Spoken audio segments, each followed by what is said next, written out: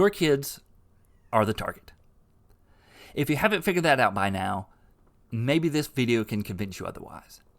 Because it's plain as day if you just look at what Hollywood is projecting onto the television screen, or what corporations are selling in the marketplace, or what the government is pushing into pretty much every classroom.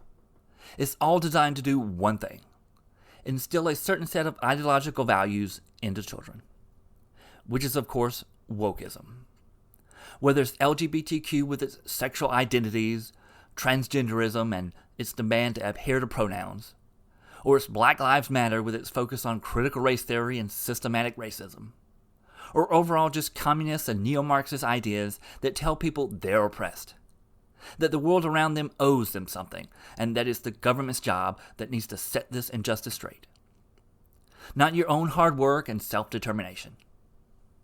This is the type of ideology that is now being shoved into children's faces with the help of propagandist merchandise, cartoons, and even teaching material, all designed to do one thing: to turn your child into an activist for the woke cultural revolution. And what is a better illustration than this? Than a children's cartoons like Blue's Clues displaying a pride parade. Hey, Blue, look at all these families. Hi, families. It's time for a pride parade. Families marching one by one, hurrah, hurrah. Families marching one by one, hurrah, hurrah. This family has two mommies. They love each other so proudly, and they all go marching in the big parade. Families marching two by two, hurrah, hurrah. Families marching two by two, hurrah, hurrah. This family has two daddies. They love each other so proudly, and they all go marching in the big parade. Come on, friends. Families marching three by three, hurrah, hurrah. Families marching three by three, hurrah, hurrah. These Babas are non-binary. They love each other so proudly, and they all go marching in the big parade. Families marching four by four, hurrah, hurrah. Families marching four by four, hurrah, hurrah. Trans members of this family all love each other so proudly, and they all go marching in the big parade. All right. That's enough of that. Even I can only take so much. It goes on and on to like 8 or so, but you get the idea of what they're pushing. Pride flags of every color. Transgender, non-binary, intersex. It's all shoved into the video with every color of the rainbow to be as appealing to children as it can. Some even had the black power fist of all things. And not 1 ounce of context for these pride symbols are given, when we all know as adults that these flags are just a servile means for leftists to virtue signal their sexual preferences to each other.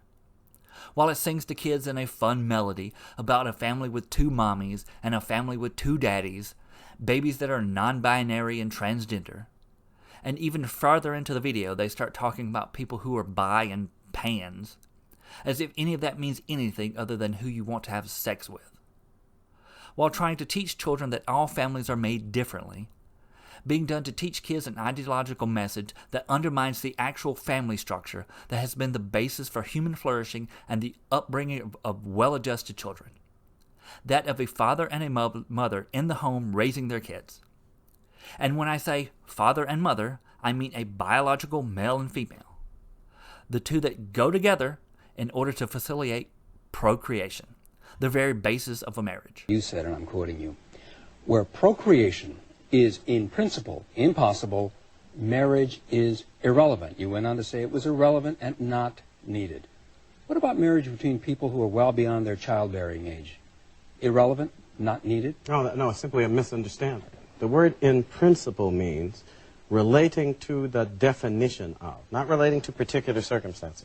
So if an apple has a worm in it, the worm is not part of the definition of the apple.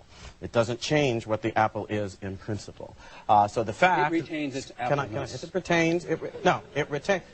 To act as if concepts are laughable means that you want to be irrational. Human beings reason... You said it was irrelevant and not needed. Human beings reason by means of concepts and definition. We also make laws by means of definitions. And if you don't know how to operate with respect for those definitions, you can't make the law. An individual who is impotent or another who is infertile does not change the definition of marriage in principle. Because between a man and a woman, in principle, procreation is always possible. And it is that possibility which gave rise to the institution of marriage in the first place. As a matter of law, it's still as a matter of law possible and in government. principle. But when it is impossible, as between two males or two females, you're talking about something that's not just incidentally impossible, it's impossible in principle. And that means that if you say that that's a marriage, you are saying marriage can be understood in principle apart from procreation. You have changed its definition in such a way as, in fact, to destroy the necessity for the institution. Since the only reason it has existed in human societies and civilizations was to regulate, from a social point of view, the obligations and responsibilities attendant upon procreation. So when you start playing games in this way, you are actually acting as if the institution has no basis independent of your own arbitrary whim. With the absurd concept that is gay marriage becoming legal, and the constant march to shove gay and lesbian relationships into every cultural mainstay, Democrats and the woke leftists are destroying the natural family structure. I mean, seriously, Black Lives Matter had it as their mission, on their own website, that they wanted to disrupt the Western prescribed nuclear family structure. So when you have the woke culture of the LGBT movement and that of Black Lives Matter becoming a mainstream culture in America, is it any wonder that we have, say, Hulu putting out a children's show that will follow a mixed-race gay couple and their adopted 10-year-old daughter? Should we even be surprised at this point? This is all targeted at children as a means to indoctrinate them into the woke LGBT ideology, to make all of their psychotic and in some cases sick perversions seem perfectly normal. And let's be honest, targeting children with this garbage makes sense when their goal is to continue to fundamentally change culture and to make it not only the dominant culture, but the only culture. Because after another generation of two of this targeted brainwashing, with books, cartoons, toy lines, clothing brands, breakfast cereals, and in some cases their own parents raising them up to believe this crap, all being designed to normalize it, that is what's going to happen. We're seeing the effects of it now. So obviously children are going to be more susceptible to it when they don't know any better. Then woke leftists can shove it in our faces asking us, well, if kids can get it, why can't you? Agender.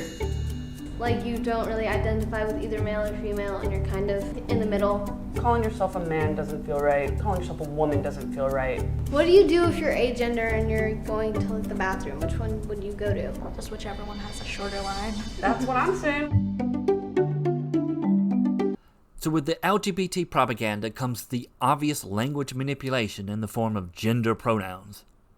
And of course they have to try to train your kids in that as well, with it coming from places with the aptly named Cartoon Network that's clearly aimed at children, with colorfully drawn cartoon characters here to talk to your kids about gender pronouns, telling kids that using someone's pronouns shows respect and love for who those people are, even though the entire concept of gender pronouns and the way the woke leftist perceives them are just a manufactured means of self-importance conjured up on Tumblr. Because you don't get to pick your pronouns. They're tied to the biological reality of what you are, and that's it. Nothing more. Yet some schools are now teaching your kids about gender pronouns, in some cases against parents' objections, using videos that tell kids they were assigned a gender by doctors at birth, and that some people don't identify with the gender they were assigned, while also teaching kids to ask for people's pronouns. Some people are boys, some people are girls, and some people are people. There are also people who are trans or transgender. People who are trans do not identify with the gender doctors tell them they are when they are born. But we're going to talk about what it means to be trans in a later episode. Okay, I think I understand, but all of this is a little confusing. If there are boys and girls and people and all of them can wear ties and dresses, then how can I tell who is what gender? That's actually really easy, Teddy. All you have to do is ask someone what their pronoun is. A pronoun is the word you use to talk about someone when you don't use their name, like he for boy, she for girl, and some people use they. When you meet someone, just ask them what their pronoun is. And this stuff isn't going to stop. This sick, twisted view on sexual identities is going to keep getting crammed into everything that has normally been a kid-friendly station or area. Whether it's places like Cartoon Network or Sesame Street, which we'll get to in a moment, or even places like Nickelodeon. Doesn't it just fill you with pride, showing who you are on the inside? Wave that pride flag up high, be true to you. Show your pride, wave those flags, everybody. Here we go. Red light, orange, healing, yellow is sunlight, green, nature, blue, harmony, purple is spirit, baby blue, pink, white represent transgender people, and black and brown represent the queer and trans people of color. So not only is the LGBT ideology being targeted at your kids, the Black Lives Matter critical race theory narrative is being targeted at them as well, as you can see by the Black Power fist on display at the end of that video, which is a communist symbol, by the way. So just like the LGBT crap, the same tactics of colorful, kid-friendly characters designed to look innocent are being used to teach your kids literal racist ideas that reject the concept of colorblindness. Colorblindness is our game because everyone's the same. Everybody join our circle, doesn't matter if you're white or black or purple. What the? Whoa. Hold up a minute here. Ugh, who wrote this? I think it kind of does matter that I'm purple. I mean, I'm purple because I'm literally an alien. Well, I'm not an alien, but it definitely matters to me that I'm black. Yeah, it makes a difference that I'm white. I know the two of us get treated very differently. I just think it's messed up to compare me being an alien to you two being different races. You're both human. You're totally biologically the same. Adding purple people into a lesson about human racism makes no sense. Yeah, that is pretty weird. I think people like the black, white, or purple thing because adding a fantasy race in there helps distract from the actual racism black people have to deal with. Right. My experience with anti-black racism is really specific. Other people of color experience other forms of racism too, but you won't see any of that if you don't see color. Dude, so this entire public service announcement could be a ploy to avoid talking about racism altogether. Hey, can we get a rewrite where we appreciate each other without erasing what makes each of us different? Okay, but it's gonna add a couple hours to the shoot. I can My make it work. speaker's open. You were rolling just now, weren't you? Can't we just slap some graphics on this and call it a day? So you can see they're denigrating the concept of colorblindness, which, despite the name, is just about not treating people differently because they may look different from you. I mean, we're all aware that you can literally see that people have different skin tones. But because the woke worldview is that racism is present in everything at all times, they believe that if you're not viewing people differently by race, then you're not able to see how people are treated differently by race. I mean, they straight up say it in the cartoon. My experience with anti-black racism is really specific. Other people of color experience other forms of racism too, but you won't see any of that if you don't see color. So if you don't divide people up by race, you won't be able to see the racism that is taking place. In other words, they want you to be racist in order to see racism. They're literally trying to teach your kids to see color, to see race, and then treat people differently by race. And they call this being anti-racist, which somehow makes it just fine to teach to kids. And just like the LGBT crap, they're going to shove this into everything that they can. Because you can't just tell your children to treat everyone the same anymore. This is why Sesame Street has decided to introduce 2 new black characters. Because the only way to talk about race is from black characters, apparently. I mean, how long until they introduce the brown character, or the Asian character, or the Native American character, so forth and so on?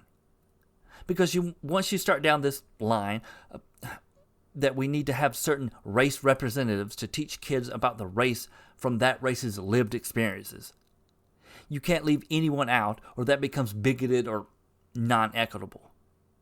And of course, they won't have a white character teaching about the white race, because that, of course, would be racist.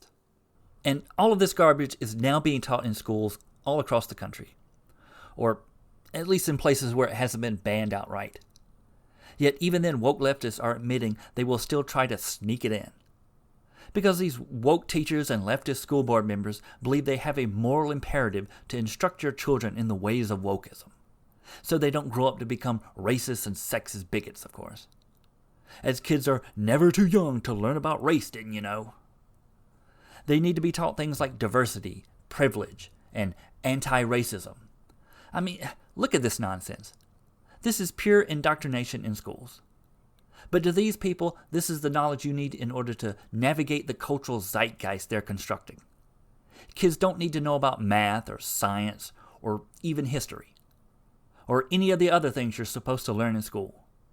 All those things are racist tools of whiteness meant to oppress the poor minorities and are the privileges of white people. So yes, everything is being lined up to teach our children and every generation to come the woke religion, to become good little activists for the cultural revolution that will never end. And you're probably telling yourself, well, I just won't let my kids watch Cartoon Network, or Nickelodeon, or Sesame Street. I'll keep them away from these woke toys and books. If I have to, I'll homeschool my child. Well, those are all certainly options, and I definitely recommend them. The question is, how long will the government, that is now controlled by these woke leftist nut jobs, allow you to do these things? Especially when it comes to homeschooling. Because the groundwork is being laid to discourage you from homeschooling, to even straight up outlawing it. As we've already seen Biden propose extending the country's current K-12 education by adding 2 years before preschool and adding 2 more years after high school. In other words, they want your kids in schools even earlier. I mean, we're talking at like age 3, and to be in public school even longer. And with what they're turning public schools into, basically indoctrination centers for woke leftism, who in their right mind wants their kids to be in school for another 4 years? And again, you might think you'll just homeschool. Well, in 2020, Harvard Magazine put out an article titled The Risks of Homeschooling. Now remember, this is Harvard Law School, the Ivy League, where our elite class comes from. Now, from the article, Elizabeth Bartholet, the director of the school's child advocacy programs, says that she sees risks for children and society in homeschooling and recommends a presumptive ban on the practice. Homeschooling, she says, not only violates children's right to a meaningful education and their right to be protected from potential child abuse, but may keep them from contributing positively to a democratic society. So here we have from the elite of the elite in terms of education, saying there needs to be a ban on the practice of homeschooling because it may prevent children from having a meaningful education. Well, we can see what that education is. It's a woke education. So if that's their meaningful education that they want kids to have, what is the education they don't want kids to have? What is it that's going to keep kids from contributing positively to a democratic society? As the article puts it, she notes that parents choose homeschooling for an array of reasons, but surveyors of homeschoolers show that a majority of such families, by some estimates up to 90%, are driven by conservative Christian beliefs and seek to remove their children from mainstream culture. And there it is, everyone. Plain as day why they want your kids in government-controlled public schools. Conservative and Christian. I mean, she might as well have just said whiteness. We're talking about the 2 ideological frameworks that the country was founded on and are fundamentally opposed to what Democrats and the woke left advocate for. So you can see why they want your kids in public schools and not in the home. The government wants control of your children. Wokeism wants control of your children to mold them as they see fit. And they want access to them whenever they want, by whatever manner they want, whether it's through entertainment, food, culture, or even the government. As the article goes on to say, continuing to cite this psycho professor, the issue is Do we think that parents should have 24/7 essentially authoritarian control over their children from ages 0 to 18? I think that's dangerous, Bartlett says. I think it's always dangerous to put powerful people in charge of the powerless, and to give the powerful ones total authority. Oh, the irony. It's unreal. Kids are the woke's #1 target, and we better do everything in our power to protect them, or else you'll find yourself having conversations like this. Yes, that's number 1. So Violet, guess what? He's bi and non-binary. I know that. But I teach too. Did they teach you that at school? Yes. Oh, they did. That is not true. They do not teach you that at school. Why would you think Jesus is bi? We learned it at school. That's a lie. Because he loves everyone in the world. Okay, and why is he non-binary?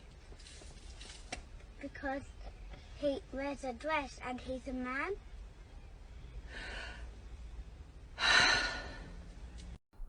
Hey, thanks for watching. If you liked the video, please like and subscribe. You can find me on most social media sites talking about culture and politics. So do look me up and say hello. And take care and God bless.